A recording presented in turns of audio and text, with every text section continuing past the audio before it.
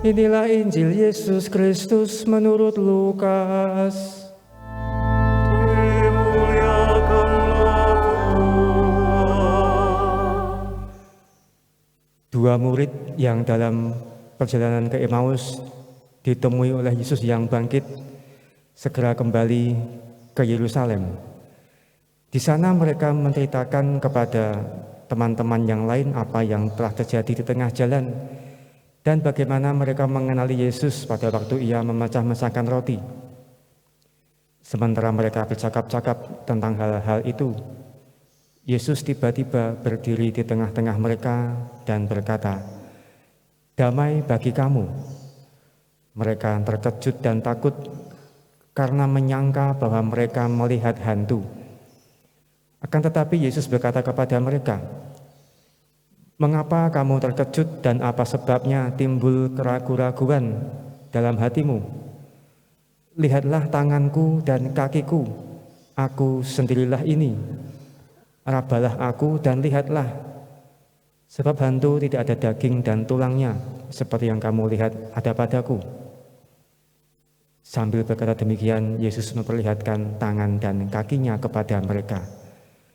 Ketika mereka belum juga percaya karena girang dan masih heran, Yesus berkata kepada mereka, "Apakah kamu punya makanan di sini?"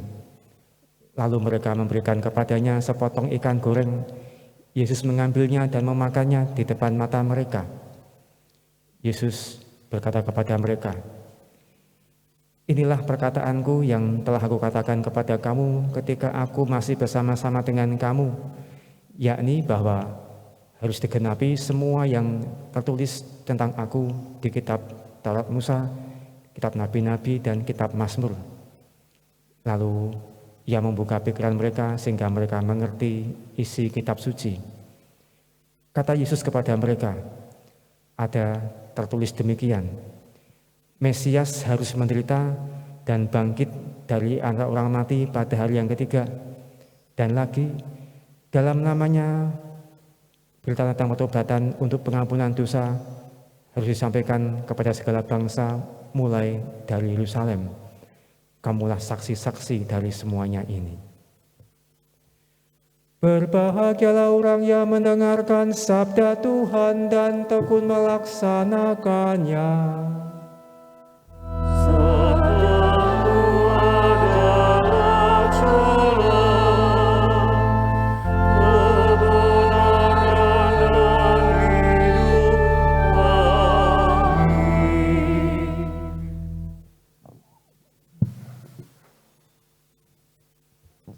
Bapak, Ibu, dan teman-teman sekalian, kalau kita mengamati, ternyata tubuh Yesus itu setelah bangkit dari mati dan sebelum bangkit dari mati itu mengalami perbedaan. Nyatanya terungkap ketika penampakan Yesus setelah kebangkitan, dia selalu memperlihatkan tangan dan kakinya, yang di situ ada luka, lubang bekas paku salib. Artinya sekarang Yesus yang dahulu sebelum bangkit dan setelah bangkit itu jelas berbeda. Ada luka di sana, dan luka itu yang menjadi penanda bagi para murid untuk semakin mengenali, semakin meyakini bahwa yang menampakkan diri kepada mereka sungguh-sungguh Yesus. Buktinya di sini dikatakan, "Lihatlah tanganku dan kakiku." Artinya mereka bisa melihat artinya luka lubang di tangan dan kaki Yesus. Namun tidak semata-mata luka itu menjadi suatu penanda saja, suatu hal yang bisa dikenali. Lebih dari itu, kita bisa merenungkan lebih dalam bahwa lewat luka-luka Yesus disalib membawa kepada kebangkitan yang membawa pula kepada kemenangan atas dosa, kemenangan atas segala kejahatan-kejahatan yang menjadi pekerjaan setan. Dan artinya luka-luka Yesus itu adalah sumber kehidupan, sumber anugerah bagi kita semua. Nah, inilah yang ingin saya bawa sebagai permenungan, bagaimana luka-luka membawa kepada sumber kebaikan, sumber berkat untuk kita menjadi hidup lebih baik. Kita tahu di kehidupan kita juga mengalami luka. Melukai orang lain atau mungkin juga terluka. Secara fisik mungkin, dan mungkin pula yang lebih sering secara rohani, secara hati, secara batin. Kalau luka secara fisik itu kelihatan jelas, ada bengkak, ada darah di sana. Namun jika lukanya di dalam hati itu tidak bisa terlihat, namun mungkin sakitnya lebih terasa daripada luka yang ada di badan. Namun kita diajak untuk belajar dari Yesus dan luka-luka kudusnya. Artinya kita diajak untuk melihat bahwa luka-luka itu hanya akan menjadi luka-luka saja yang membekas, hanya menjadi luka-luka saja yang menganga, hanya menjadi luka-luka yang tidak tersembuhkan, menyisakan sakit. Jika kita tidak bisa merenungkan lebih dalam, seperti yang dikatakan Yesus di akhir, bahwa Mesias harus menderita untuk kemudian bangkit dan mewartakan kasih Allah. Artinya seperti Yesus, memang harus kita terluka atau memang kita mungkin harus melukai orang lain. Namun bukan itu tujuannya. Yesus juga bukan hidupnya bertujuan untuk menderita di salib. Tapi itu semua hanyalah jalan untuk menuju kepada keutamaan-keutamaan yang lebih mulia. Jika Yesus salib itu membawa kepada kebangkitan dan kemuliaan nama Allah, kemenangan atas dosa. Kita pun juga demikian. Memang kita mungkin harus mengalami luka-luka yang ada di kehidupan kita ini. Namun kita melihatnya bukan sebagai titik akhir.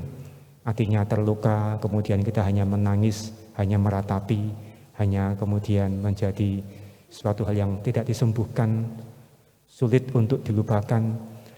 Namun bagaimana luka itu membawa kepada proses kedewasaan iman, proses perubahan diri, proses bagaimana kita untuk belajar semakin mencintai sesama, mencintai Allah.